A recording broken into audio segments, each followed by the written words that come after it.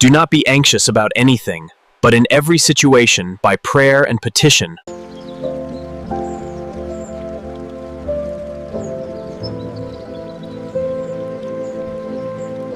Thank you, Lord, for this food and for bringing us together. Bless this family and keep us safe. Amen. Let us kneel and talk to God and find peace in the quiet moments of the evening sun. Jesus, please protect us and guide our path through these difficult times. Everything will be all right. Keep your faith and stay strong.